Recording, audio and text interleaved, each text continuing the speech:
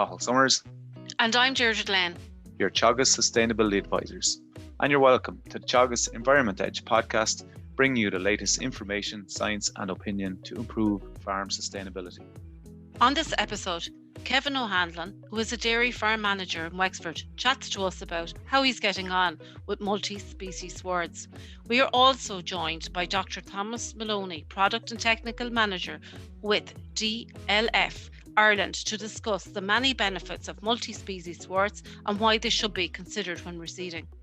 With multi-species swards quickly becoming the new buzzword on Irish farms, should you take the next step and sow a few hectares?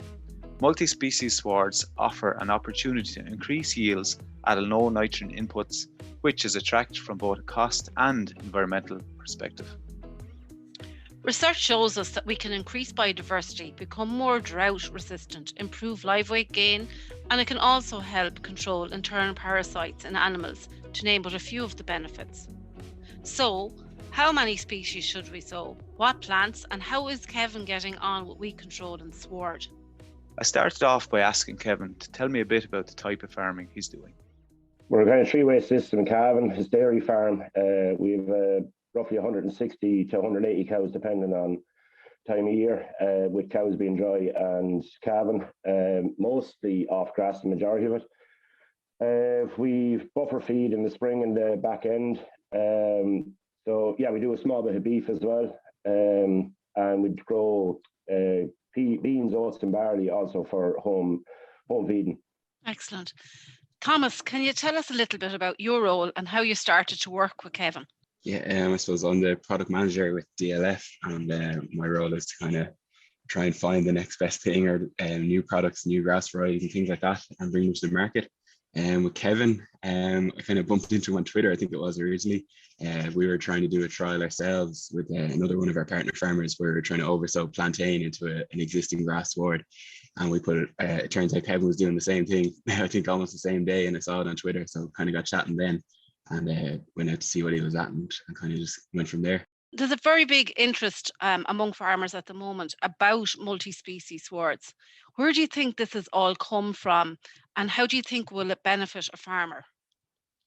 Yeah, it's the explosion in the interest in the last year and maybe 2 years is probably to coincide with the publication of the research from Ireland, and mainly the results. The first big project on multi-species, the Smart Grass project up in UCD, that I was part of, and that started in 2014, finished in 2018. So the results of that are only becoming published, and there's follow-on work now starting again in UCD and kind of starting to trickle around Teagasc as well. So we're starting to get more and more information, and Irish information, which is, I suppose, the most important thing. And we're really seeing the benefits of it here in Ireland from the research. And a huge amount of work's been done in Johnson Castle there over the last number of years with John Finn and a lot of work up there as well, looking at, I suppose, multiple benefits. Thomas, what are the main benefits, I suppose, that you think the multi-species swards are bringing to the table? Sometimes it seems too good to be true, the benefits of multi-species swards. It seems to tick nearly every box. From a production point of view, probably most topical at the minute is you can produce probably the same amount of forage to dry matter yields with a lot less nitrogen, as Kevin will probably tell us in a while. It's good quality forage. We talk about seasonal. If there's good seasonal production in it as well, we know the grass growth curve fairly well at this stage, and the glut of grass that we get at the end of May around this time of the year. But in a multi-species sward, there's kind of two peaks on that curve. You get a lot better summer production, which is something that I suppose we're all after, and trying to improve profitability. It's one of the avenues that would do so. So there's a lot of benefits that we could go into.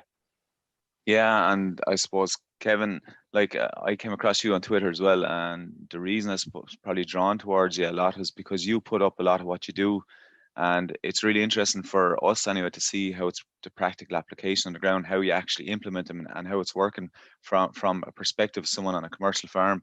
So I think that's really good for farmers to see as well, and I know a lot of people are following you and keep an eye on what you're up to. But I know Thomas has mentioned a couple of benefits there, but what was the main thing that drew you into multi-species swards from your probably growing monoculture grass and maybe a bit of clover over the last number of years? Why did you make the jump? Yeah, we would have been mainly monocultures, and we would have been incorporating clover over the last few years just to cut back on nitrogen. With the multi-species, I suppose I'd seen it in the DLF brochure, and I kind of went off myself then and kind of looked into it in New Zealand, different places, the chicory and the plantain and everything on their own. And then sure, obviously got talking to Thomas, and I said the only way we'd know is if we put it in ourselves, kind of. So we went and overseeded our paddock. And like it was for the kind of, there was a lot of different things coming through. You're less fertilizer now. We put no fertilizer on it. We cut fertilizer completely on the multi-species swards because I wanted to see what would they do effectively without any inputs, just to see. And I suppose there was a few things drew it to us. The health benefits, the less nitrogen, and also we were at the time we were thinking about going organic, and it kind of, that's why I said I'd try this for the last whatever it is, 12 or 14 months now or that, to see could we manage without the nitrogen, or how would it react to having no nitrogen, and would it still grow, and what way would it go? So yeah, there's a few things drew us to it, a few different. Then obviously we're a very, very dry farm. We're out extremely early in the spring. We're out since the 2nd of January this year. We only missed 5 days day grazing, and the cows went out full time in March then. So we're very dry, and like during the drought of 18, like we burnt up in way before any farm around us.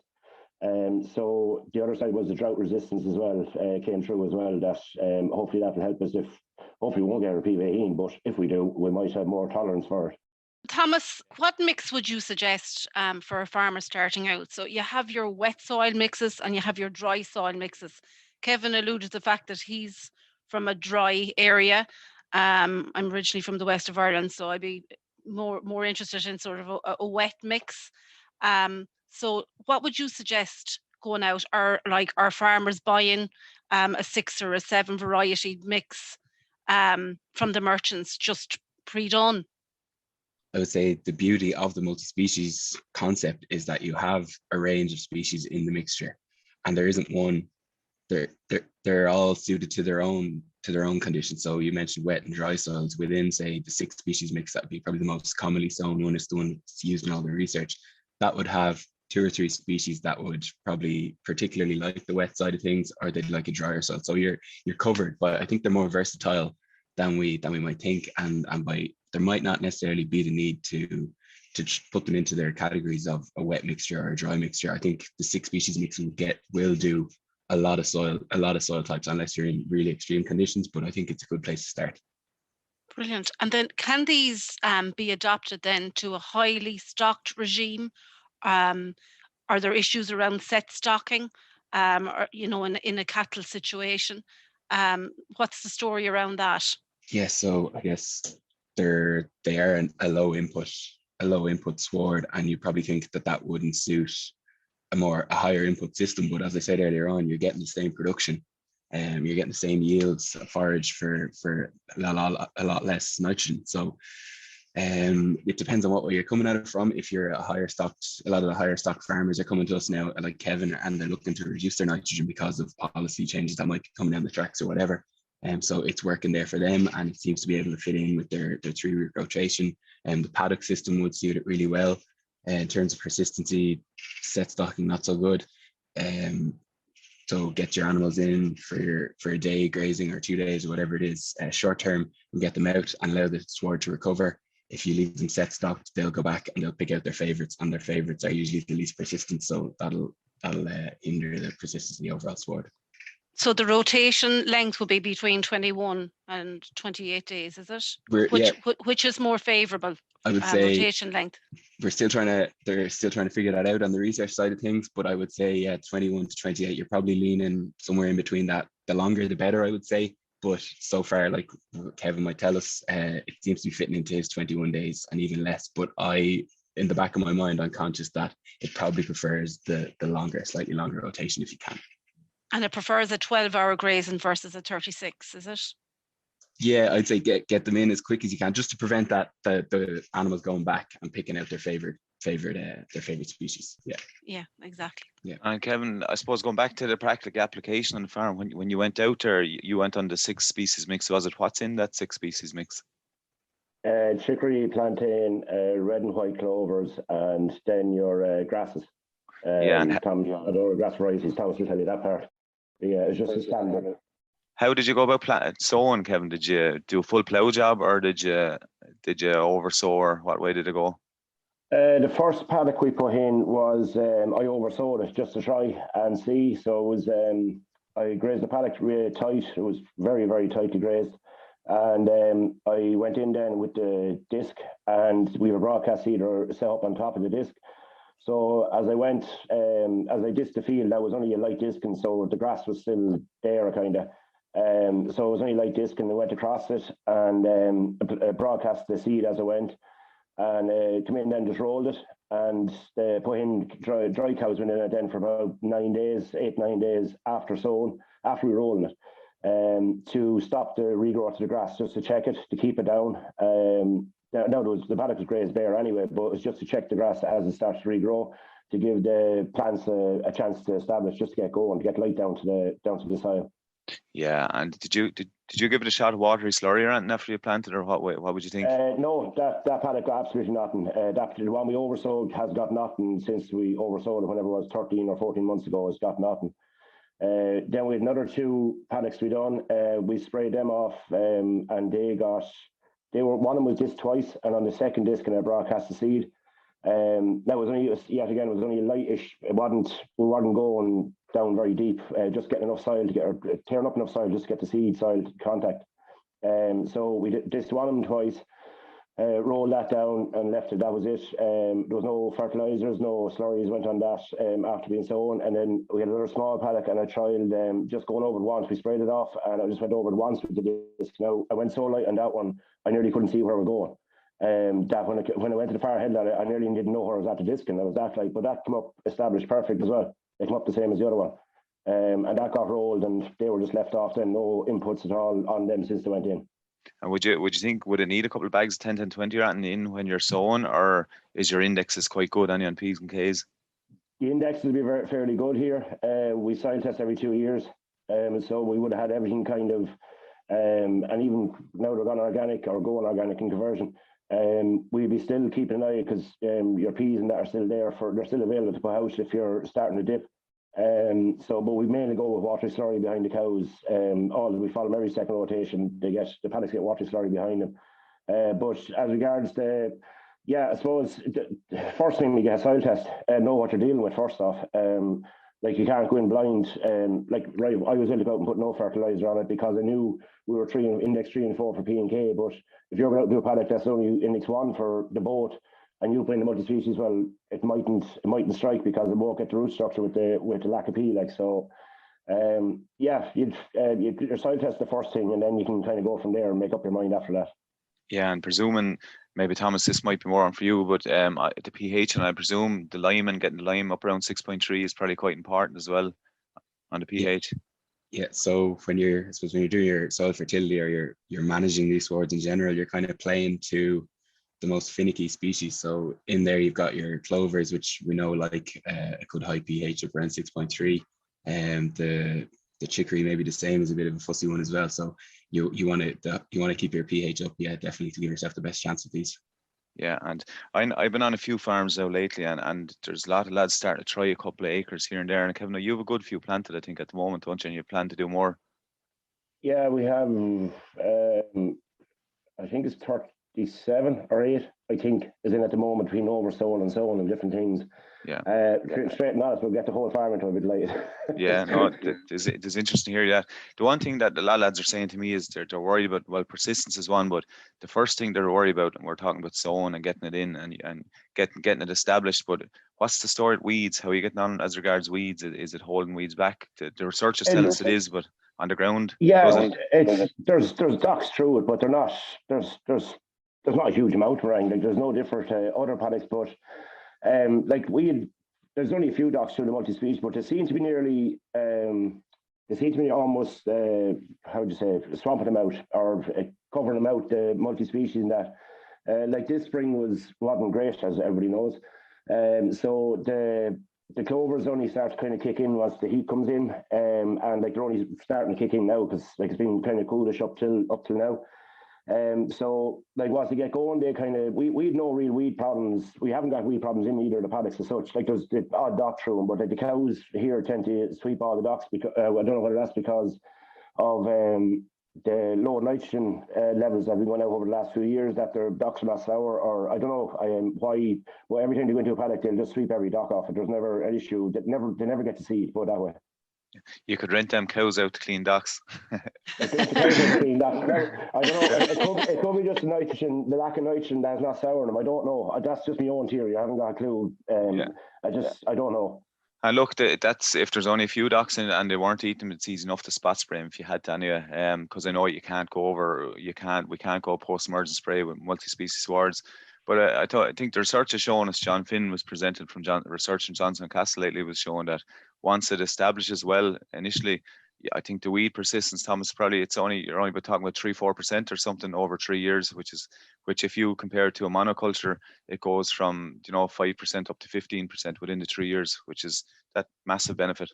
A lot of the research, like John Finn's, and a lot of what we're seeing on the ground is following through on that research. Like what Kevin said, he does have a few docks, but it seems that they're being kept in check by the diversity and the competition from the other plants. They're only small docks, like they're not the big huge docks that you'd see in a grass field. So yeah, it seems that once you get your species, your 6 species, say the ones that come out of the bag established and in the sward, that they seem to do a fairly good job of naturally managing the weeds in the sward.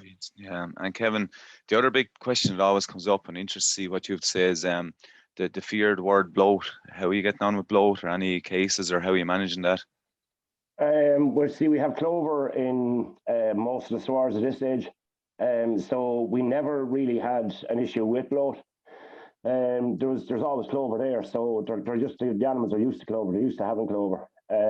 So yeah, we never had an issue with much species or with grassland, because it's always been incorporated when we're doing the reseed. You always bring clover because you're effectively getting free nitrogen for the summer months. Yeah, no, it's a fair point. And Deirdre, you probably have come across this as well, that if there is parts of the farm that don't have clover, or maybe in the earlier parts of the year when the clover is not there as much, from what my experience is, a lot of lads using it, as long as you don't let hungry cows into a big paddock full of clover from a non-clover paddock, you won't really have an issue.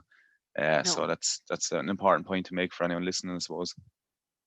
So in terms, Thomas, this is one for you and possibly for Kevin as well. In terms of increased benefits from the multi-species grasslands, are you seeing anything in relation to parasitic control and also mineral content? Are there many benefits in the multi-species swards in terms of minerals and parasitic control? Yeah, for minerals, there definitely is. The likes of chicory and plantain would have a really high mineral content, probably because they're deeper roots pulling minerals up from deeper down the soil. I think copper is one of the copper and zinc, magnesium, things like that are fairly rich in chicory, especially. And parasitic control, then probably, yeah, there's work to show that there's a natural anthelmintic effect from chicory. That animals grazing swards containing chicory need to have a lower worm burden, need to be dosed less often than those not. So yeah, the research would suggest that, and I guess that's probably one of the more complicated or more complex things to measure out on farm for farmers to notice. But I'm sure as time goes on, we'll be hearing those reports back as well. Tommy Boland up in UC and Helen Sheridan or have found research on that they're doing egg counts, fecal egg counts on sheep. Yes, that's a real intensive sampling effort. So we'll be probably relying on the research side of things to tell us a bit about that. I'm going to move on to silage and silage production. So how do you feel, Thomas, this is a question first to you. How do the multi-species swards do when they're baled or they're put into silage? Yeah, silage is a topic close to my heart, my own focus in my own studies a few years ago. With the multi-species sward, and even if we're going to talk about measuring as well, the difference between a multi-species sward and a regular grass sward is it's probably the dry matter content. So the multi-species would have a really low dry matter content because of the legumes and because of the herbs, depending on their growth stage. So that's your main issue around ensiling. You need to make sure that you're cutting a dry crop and you're giving it a good enough wilt. And if you do this, you will make silage from a multi-species sward. It just takes a bit more kind of thinking or a bit more care. I'm reluctant to say to go sow your full silage ground, Kevin, into multi-species swards. It could be a big risk if you don't get the weather, if it doesn't go right, But in terms of like your paddock system and taking off surplus bales, I'd have no issue as long as you're following the right procedure. Then there shouldn't be an issue. The bales seem to be good, and there's research coming out of UCD as well with where they're making silage, and I think they're following it up, and the animals perform pretty well over the winter on the bale silage as well. So you'll be getting good DMDs with your bale silage. Yeah, the quality on the is multi. just as good. Yeah, that's excellent. That's very good to know. Yeah. Have you chanced any silage, Kevin, yet, or have you done anything like that? We did an experiment, I suppose. We put in peas, oats, and barley, and we undersowed this. It's a 12-acre field, and we did 4 different sections, 3-acre paddocks down the field, and underneath the peas, oats, and barley, in one of them we put 6 Species Swards, undersowed it under the arable crop. And then we'll bale them individually, the paddocks down along, and we'll test them to see how they go against each other. I'm going to have one of the paddocks here on the farm this summer just to see. It's like I said, Tom, you won't know unless you try yourself. Different jokes. So whatever it is, we better than nicking cement in March anyway. It's true. I know UCD have got some mixed results early on, Thomas. You're probably familiar with this, but I think the big thing there, you're talking about dry matter. I think the minute you mow, you want to head it out to make sure it gets a good dry and try and give it maybe a day and a half's wilt. I think that was the big thing that they found. I think I know farmers this year, silage season is probably a bit more tricky with the weather, but look, that's probably, look, the other thing on that I'll make a point is that, you know, often when we test silage grass before it's cutting, sometimes the nitrates are high and the sugars are low. So often, look, our advice, if that's the case, is if you're going to cut, you have to wilt anyway for that day and a half, and you have to head out.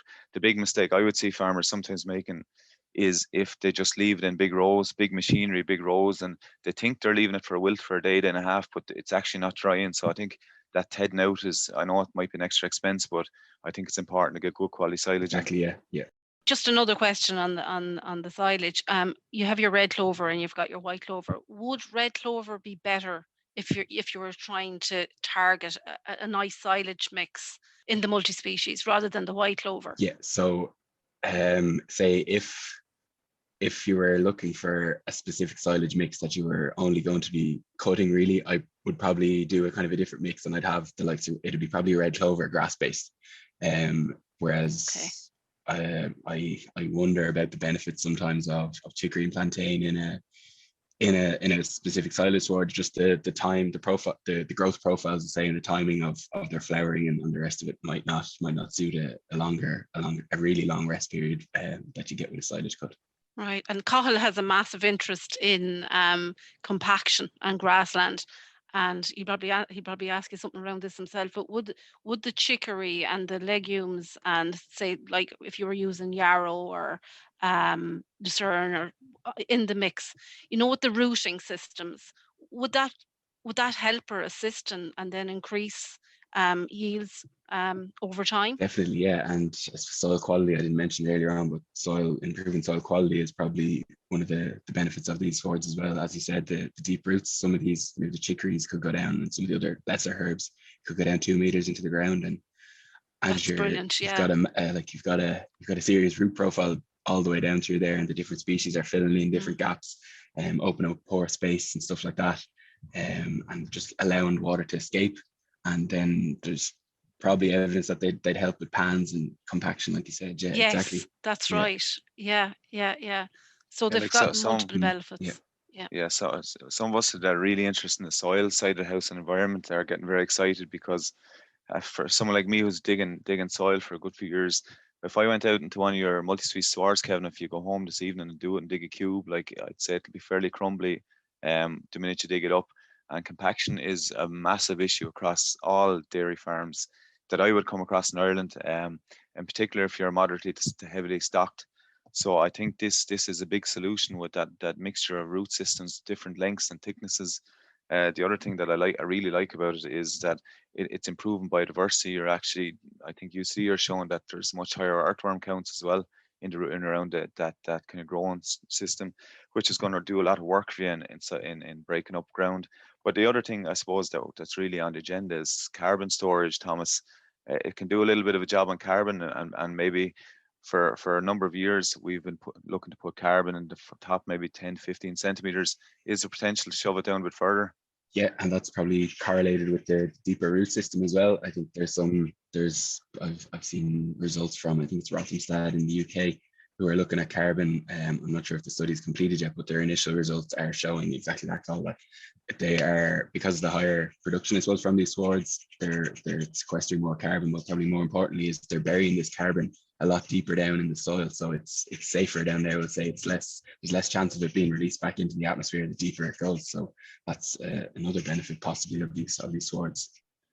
And Kevin, I know you're a big soil fan. Kevin, you're into your soil health, and make sure the microbiology is good, and there will be improved microbiology with the different species. And I know there's the beetle counts can be a bit higher, and also pest control is improved, I think, on some of the swards. But you mentioned dry land, and we're based in southeast ourselves, and on a normal year without drought, some of the farms that I work in Waterford, some of the farms are quite free drained soils, very sandy soils, and even on a normal summer they can get some drought issues. How are you finding it, Kevin? Do you think it's improving your drought situation? You're used to those kind of dry times.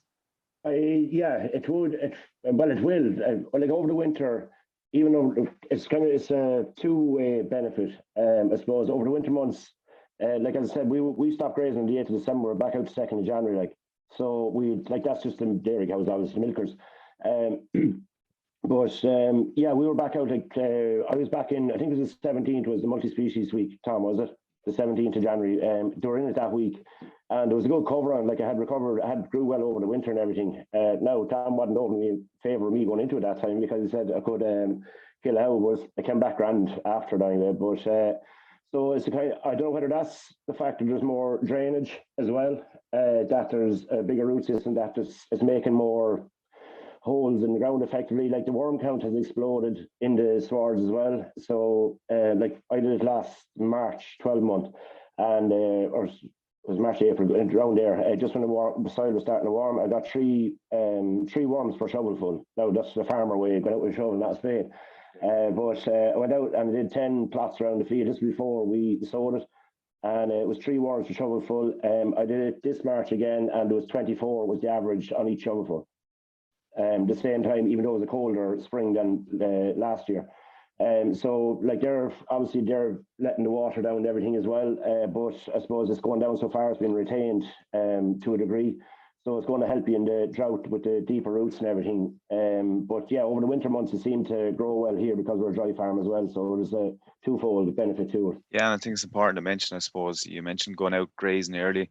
With legume swards, the percentage of legume is really important if you're looking to reduce your nitrogen. I think we need them up around maybe 40%, Thomas, I think, if I'm right. But I suppose if you poach them early in the year, you can damage the stolons, which can really reduce your legume persistence. So we have to bear that in mind, especially in the more moderately drained soils. But Kevin, just going back to grazing there a little bit, I spoke to you this a little bit before. If you compare your grazing, your monoculture and clover, your normal grass clover sward compared to multi-species, we'd be saying kind of going in around grazing down tight enough to 4 centimeters. You can't really do that with the multi-species much. You have to be a bit more mindful of it, do you?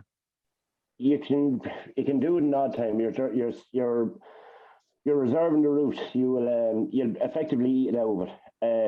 It can't, if you graze it too tight the whole time, it just won't last as long because the reserve is not there for it to get going again. So yeah, we kind of graze it pretty much the same as we're not a farm for going up and the paddock is white after the cows. If there's not a bit of grass left in the paddock, the cows are hungry, in my opinion. Now that's just us here, but so we treat it the same as the grass paddocks because the